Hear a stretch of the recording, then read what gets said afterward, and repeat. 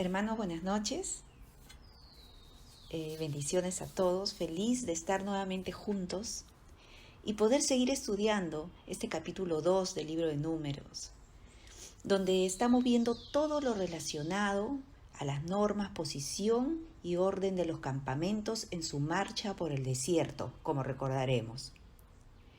En la primera parte de este capítulo, en la clase pasada, vimos lo relacionado al campamento de Judá y al campamento de Rubén.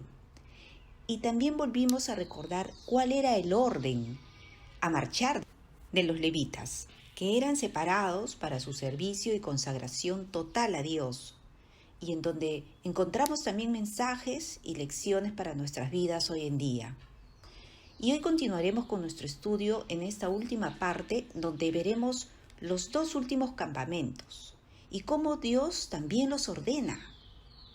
Y estos son los campamentos de Efraín y el campamento de Dan. Entonces empezaremos el estudio de hoy leyendo del capítulo 2 de Números los versículos del 18 al 24. Y dice así: la bandera del campamento de Efraín por sus ejércitos, al occidente, y el jefe de los hijos de Efraín, Elisama, hijo de Amiud, su cuerpo de ejército con sus contados 40.500. Junto a él estará la tribu de Manasés, y el jefe de los hijos de Manasés, Gamaliel, hijo de Pedasur. Su cuerpo de ejército con sus contados tenía 32.200. Y la tribu de Benjamín, y el jefe de los hijos de Benjamín, Abidán, hijo de Gedeoni. Y su cuerpo de ejército con sus contados 35.400. Todos los contados en el campamento de Efraín, 108.100 por sus ejércitos, irán los terceros. Entonces vemos que las tribus de Manasés y de Benjamín acamparían en el occidente, siguiendo la tribu de Efraín. Estas tribus se ordenarían según su bandera, la cual se consideraba que tenía un emblema de un becerro. Y leímos que era el número total de soldados entre estas tribus era de 108.100 hombres, un gran número también. Y este campamento serían los terceros en la marcha. Ese iba a ser el orden. Entonces seguimos viendo este orden y posición, hermanos, que Dios les estaba dando, al igual que los dos primeros campamentos, como fue el de Judá y el campamento de Rubén. Ahora vamos a ver este último, que era las tribus que comprenderían el campamento de Dan. Leamos los versículos del 25 al 31.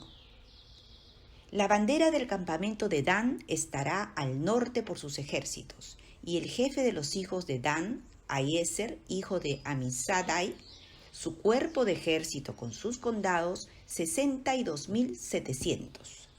Junto a él acamparán los de la tribu de Aser, y jefe de los hijos de Aser, el jefe sería Pagiel, hijo de Ocrán. Su cuerpo de ejército con sus contados, 41.500. Y la tribu de Neftalí y el jefe de los hijos de Neftalí, Ahira, hijo de Enán, también. Su cuerpo de ejército con sus contados, 53.400. Todos los contados en el campamento de Dan, 157.600. Irán los últimos tras sus banderas. Entonces vemos que las tribus de Aser y de Neftalí acampaban junto con la tribu de Dan, y el emblema de su bandera era la de un águila. Vemos pues nuevamente que los hijos de Israel acampaban de una manera ordenada. Cada familia en cada tribu sabía dónde le correspondía acampar. Y no olvidemos también que esta unidad en las tribus que Dios mismo diseñó desempeñó un papel importante en la historia de la nación de Israel. Era la unidad social más importante para la constitución de una nación.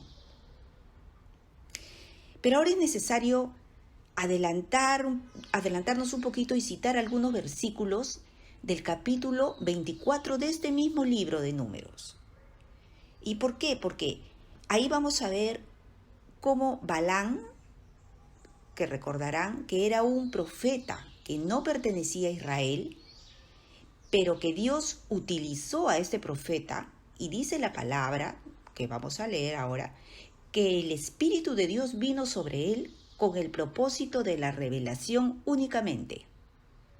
Con ese único propósito, no para aprobación como profeta. Y es así que Balaam describe, como vamos a leer a continuación, esa belleza y el orden del campamento de Israel. Ese fue el propósito. Y está en Números 24, los versículos, vamos a leer 2, 5 y 6. En realidad todo ese capítulo es muy interesante. Por tiempo vamos a leer solamente estos versículos. Leamos para entenderlo mejor. Números 24, del versículo 2, dice: Y alzando sus ojos, ¿quién? Balaam, vio a Israel alojado por sus tribus, y el Espíritu de Dios vino sobre él. El 5 dice: cuán hermosas, ¿qué vio? Miren qué es lo que vio Balaam. Cuán hermosas son tus tiendas, oh Jacob, tus habitaciones, oh Israel. Se estaba refiriendo a este campamento, como Dios lo veía.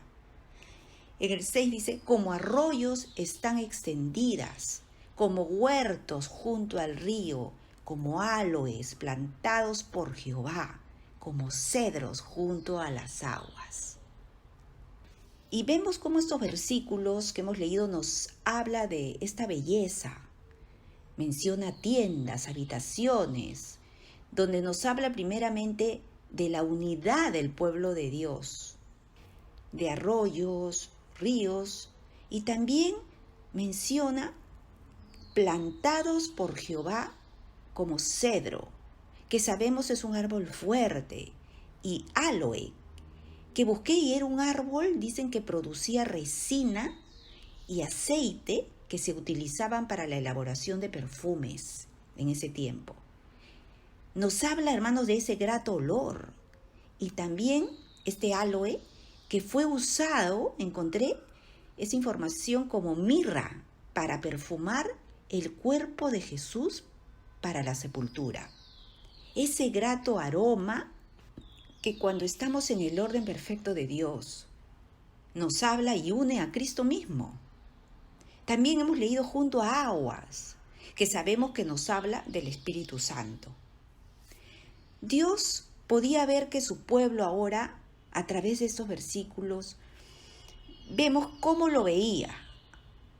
Ya estaba en el lugar y en la perfecta voluntad de Dios, este pueblo. Eso Dios lo ve hermoso, hermanos. Pueblo plantado, dando fruto a su tiempo, una vida con propósito para cada uno de ellos. Y recordaba también, como ustedes recordarán, el Salmo 1, donde David también describía de una manera parecida cuáles eran las bendiciones de los justos, de aquellos que deciden y procuran vivir buscando a Dios, meditando en sus mandamientos, como dice en Salmos 1:3, que también lo vamos a leer. Dice: será como árbol plantado junto a corrientes de aguas, que da fruto en su tiempo y su hoja no cae, y todo lo que hace prosperará. Era el propósito que tenía Dios para ese pueblo de Israel y el mismo para nosotros hoy. Y es bueno mencionar que los versículos que leímos de Números 24, sobre esa belleza y orden del campamento de Israel, termina con una bendición dada por Dios en el versículo 9, que ustedes lo van a leer en sus casas seguramente, donde dice, a través de Balaam dice: benditos sean los que te bendigan y malditos los que te maldigan. Esa bendición no solo era para ellos, sino de generación en generación, también es hoy para nosotros como pueblo de Dios. Ese pueblo de Israel al que pertenecemos también. Pero ahora, hermanos, leamos los últimos versículos volviendo a Números 2, el versículo 32 al 34, que nos da un resumen del orden de Israel alrededor del tabernáculo. Leamos. Estos son los contados de los hijos de Israel, según las casas de sus padres, todos los contados por campamentos, por sus ejércitos, 603.550. Mas los levitas no fueron contados entre los hijos de Israel, como Jehová lo mandó a Moisés. Versículo 34, e hicieron los hijos de Israel conforme a todas las cosas que Jehová mandó a Moisés. Así acamparon por sus banderas y así marcharon cada uno por sus familias, según las casas de sus padres. Vemos que fue un orden significativo, un gran logro divino para un pueblo tan numeroso. Habiendo sido no hace mucho esclavos y una turba en desorden, también debemos resaltar el liderazgo que tuvo Moisés y los líderes de cada tribu, ¿verdad? Y tenemos que también resaltar que las tribus de Israel acamparon alrededor de 4 banderas, que se consideraba que tenían imágenes de un león en la bandera de Judá, un hombre en la tribu de Rubén, un becerro en la tribu de Efraín y un águila en la tribu de Dan. Y estas banderas con estas imágenes, hermanos, las encontramos en una referencia en el libro de Apocalipsis, donde veremos que de manera perfecta encaja este libro del Antiguo Testamento con el Nuevo Testamento, como el principio y el fin. Y está en Apocalipsis 4:7, donde Dios le permite a Juan ver en una visión lo siguiente. Es Apocalipsis 4, versículo 7. Dice, el primer ser viviente era semejante a un león, el segundo era semejante a un becerro, el tercero tenía rostro como de hombre y el cuarto era semejante a un águila volando. Y encontré esta información donde comentaba de ciertos simbolismos en estos 4 seres vivientes.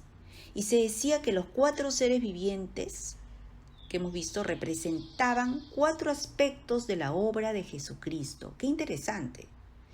Y que a su vez estaban representados en los 4 evangelios, dado que correspondía mejor con los hechos. Por ejemplo, el Evangelio de Mateo está mejor representado por el león, porque presenta a Jesús como el león de la tribu de Judá, aquel en quien se cumplieron todas las profecías de los profetas. El Evangelio de Marcos, por ejemplo, está mejor representado por el hombre, porque es el que más se parece a los hechos de la vida humana de Jesús. El Evangelio de Lucas está mejor representado por un buey, porque enfatiza su humanidad y nos presenta a Jesús como un sacrificio por toda la humanidad, como sabemos, hermanos. Por último, el Evangelio de Juan está mejor representado por el águila, porque es el ave que vuela más alto y se dice que es la única criatura viviente que puede mirar al sol sin deslumbrarse. Y sin duda, Juan es el Evangelio que se remonta más a las alturas y se nos revela también la deidad de Cristo. Esto es precioso. Además, cuánta revelación, hermanos, que el Señor nos ha dejado en su palabra y cuánto más vamos a seguir encontrando.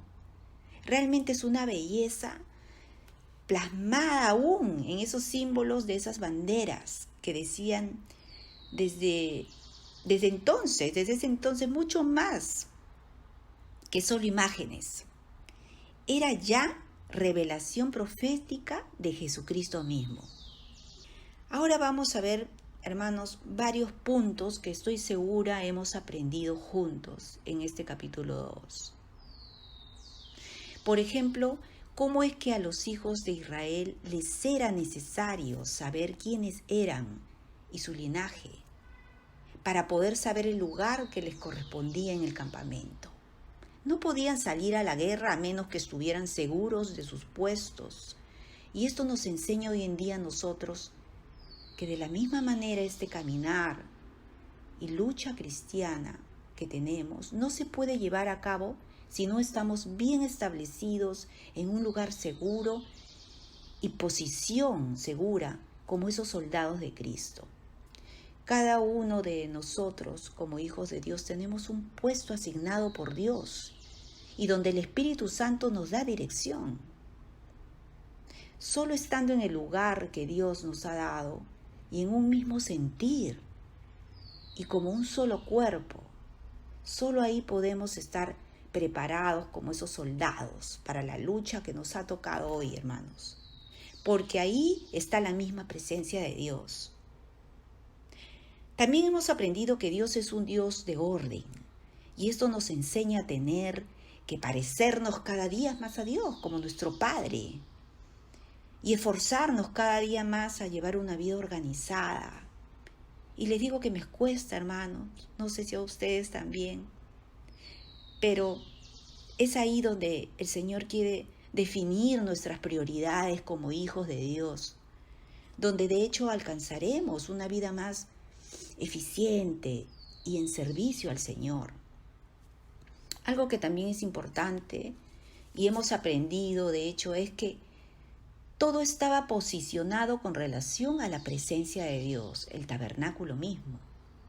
Así, nuestras vidas deben siempre girar alrededor de Dios mismo, de su palabra.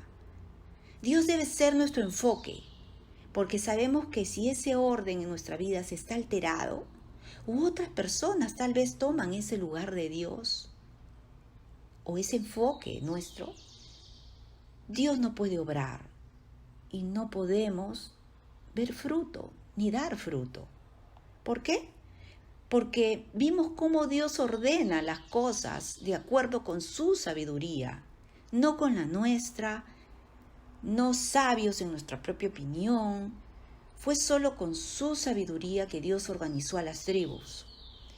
Pero es posible que las razones del orden y la organización de Dios no siempre tengan sentido para nosotros, o no siempre lo entendamos. Y es ahí donde terminamos haciendo las cosas y planes de nuestra vida a nuestra manera y no a la manera de Dios.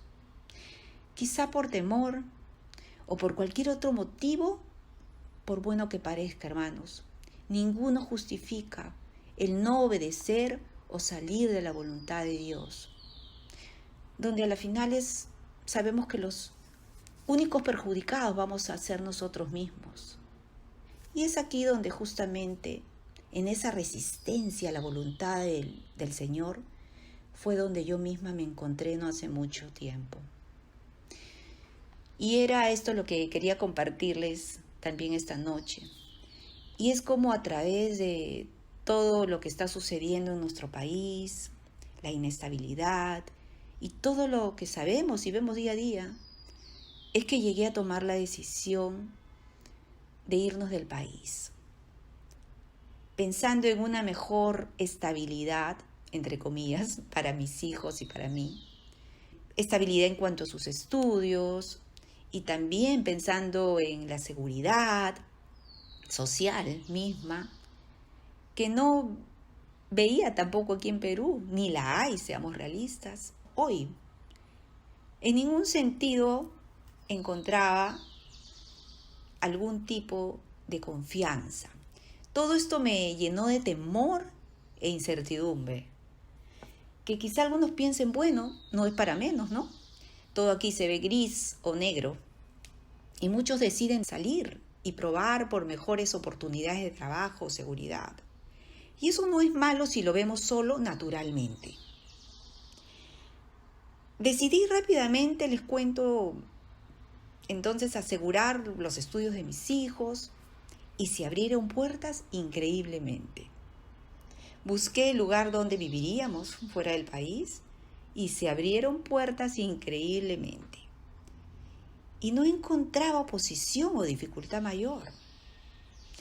Ese era mi indicador y lo que más bien me llevó a estar segura de que todo esto era de Dios. y aparentemente todo estaba bien, todo estaba casi listo. Y bueno, seguro que nosotros íbamos a ser unos más de los tantos que se van del país en estos tiempos, ¿verdad? Todo aparentemente, como les digo, estaba justificado, hasta que unas 2 semanas antes de la fecha de nuestro viaje, el Señor, al cual no había estado escuchando claramente, les confieso, pero yo creía con toda seguridad que era más bien la voluntad de Dios que viajemos, y que también me acuerdo que oraba segura, diciéndole en varias ocasiones al Señor: Señor, si tu presencia no va con nosotros, entonces no nos saques, como dice tu palabra, no nos saques de aquí. Bueno, hermanos, entonces Dios me dijo: no vas. ¿Y cómo? ¿Cómo me lo dijo? Con 2 explicaciones muy claras y que penetraron mi alma en ese momento, como esa espada de 2 filos, hermanos. Y primeramente me dijo que estaba siendo insensible a su voz. En segundo lugar, que todas las puertas que se abren no significa estar en la perfecta voluntad de Dios o que sean las que Dios mismo abre. Esas puertas. Estas 2 explicaciones fueron tan claras que cambiaron en segundos todos mis planes. Y con esto no quiero decir que esté mal viajar, hermanos, o tomar decisiones en nuestras vidas. Sabemos que Dios es un Dios personal también. Pero sí les puedo decir, por la experiencia que tuve, hermanos, que estén bien seguros de saber que sea esa decisión o esa nube de Dios mismo que los mueva. O cualquier otra decisión importante que tengan que tomar. Y que no sea nuestra propia voz, como me sucedió. Voz de temor, que me hizo quitar mi mirada y mi confianza en Dios y solo enfocarme en las circunstancias y en todo lo malo naturalmente que veía a mi alrededor. Y es cierto, sí que Dios nos puede guiar a cambios, pero asegúrate, hermano, y tómate tu tiempo en escuchar bien su voz, que sea verdaderamente la voz de Dios. Si no, no te muevas. Porque podemos salir fácilmente del campamento y de la cobertura de Dios. Yo estuve a punto. Y Dios nos habla, sí, solo que somos nosotros los que cerramos nuestros oídos. Muchas veces. ¿Por qué? Porque prevalecen otras voces. Bueno, para resumir esta experiencia que pasé, hermanos, esa voz de Dios fue tan clara que puso un temor tan grande en mí que sentí que empezaba a abrir mis ojos espirituales, que tan solo pensar que estaba saliendo de la voluntad y planes de Dios y que podía haber pérdida en mi vida y en la de mis hijos, me entró un terror y fue ahí que decidí instantáneamente que nos quedaríamos. Y como somos hijos de Dios, su señal, hermanos, fue su paz, la que confortó nuestros corazones y me dio la seguridad de estar ahora sí, apercibida su voz, que lo estaba escuchando. Por su misericordia, hermanos, seguramente, y solo Dios sabe de cuánto nos libró, y por sobre todo, que no haya pérdida en nuestras vidas, sobre todo esa pérdida espiritual, la más importante, como bien sabemos. Y hoy les puedo decir que le estoy totalmente agradecida. Y también nos habla en su palabra, en Salmos 32:8, que refuerza esto, cuando nos dice: te haré entender y te enseñaré el camino en que debes andar, sobre ti fijaré mis ojos. Dios nos está diciendo, hermanos, que nos hará entender, como yo que no entendía. Nos instruirá, dice en otra versión de la Biblia. Si buscamos y de verdad queremos estar y permanecer en su perfecta voluntad. Y aprendí una vez más que no hay mejor sacrificio al Señor que nuestra obediencia, hermanos. ¿Y cuesta? Sí, cuesta. Pero también sabemos que su palabra nos dice que no le daremos sacrificio que no nos cueste. Y bueno, así también vimos que el orden de Dios es el perfecto. Lo fue para las tribus y lo es hoy para nuestras vidas. Y que siempre debemos aceptar sus planes y voluntad incluso cuando no le entendamos. Y terminamos este estudio del capítulo 2, hermanos, recordando que el propósito de Dios con el pueblo de Israel era formar e instruirlos como un solo cuerpo unido, ordenado, obediente, que crecía espiritualmente y en un mismo sentir. Y es lo que nos pide el Señor en Efesios 4:16, cuando nos dice, de quien todo el cuerpo, bien concertado y unido entre sí por todas las coyunturas que se ayudan mutuamente, según la actividad propia de cada miembro, recibe su crecimiento para ir edificándose en amor. Nos habla aquí de ese cuerpo de creyentes que somos nosotros, el cuerpo de Cristo. El cuerpo que no solo recibe órdenes de la cabeza que es Cristo en nuestras vidas, sino también el alimento espiritual. Esto produce una armonía y belleza en la que cada miembro está funcionando en su lugar y en la perfecta voluntad del Señor. Y en un mismo sentir, hermanos. Y con el propósito de así poder llegar preparados, como esas tribus, preparados a esa ansiada tierra prometida que el Señor tiene para nosotros, hermanos. Y bueno, con este sentir quiero invitarlos, hermanos, a que le pidamos al Señor a través de este cántico que nos enseñe, que nos muestre, que nos haga entender cuál es su camino, que nos purifique, hermanos, para poder caminar siempre en su voluntad, para no errar y poder dar siempre al blanco, a ese blanco perfecto, donde Él ya marcó nuestros pasos, nuestra vida, nuestro futuro, como sus hijos. Que Dios lo bendiga, hermanos.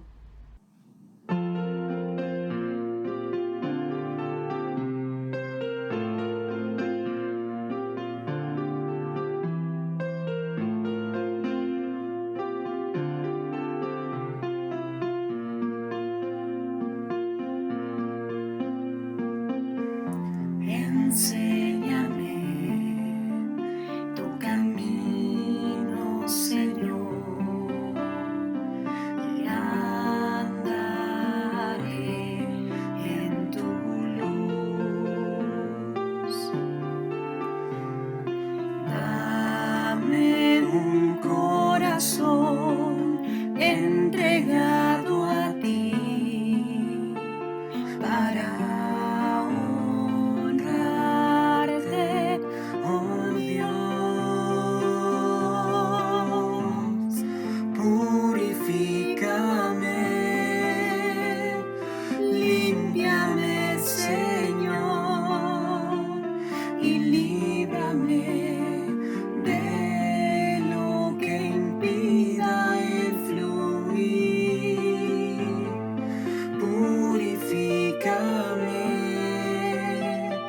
límpiame, Señor, y líbrame de lo que impida el fluir de tu amor.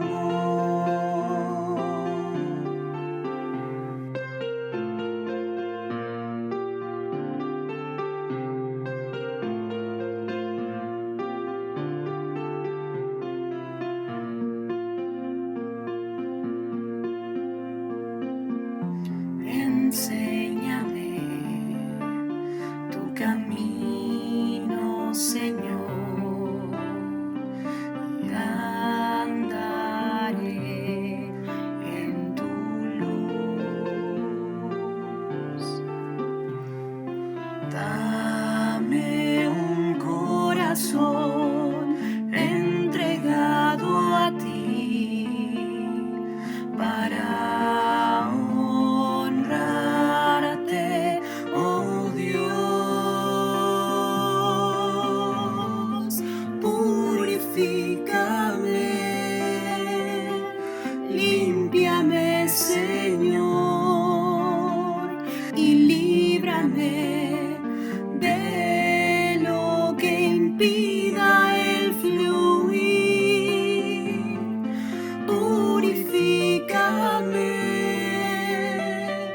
y límpiame, Señor,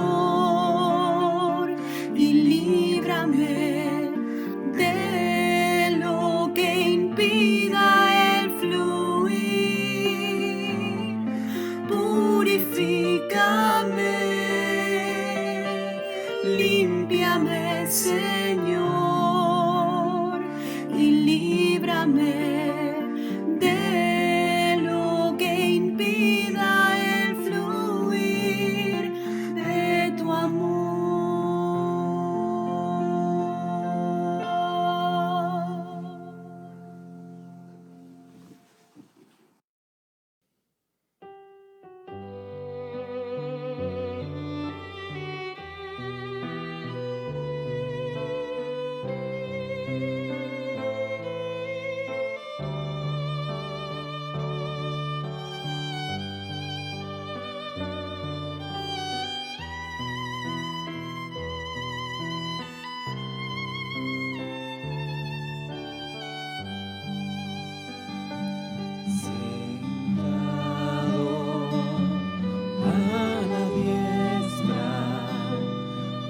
Dios Padre en majestad, sentado a la diestra de Dios Padre en majestad, coronado, Señor, eres fiel, justo y veraz, eres mi amor y mi dueño, por amor te seguiré, eres mi amor y mi dueño, por amor te seguiré, sentado a la diestra de Dios Padre en majestad, sentado a la diestra de Dios Padre en majestad, coronado, Señor, eres fiel, justo y veraz, eres mi amor y mi dueño, por amor te seguiré,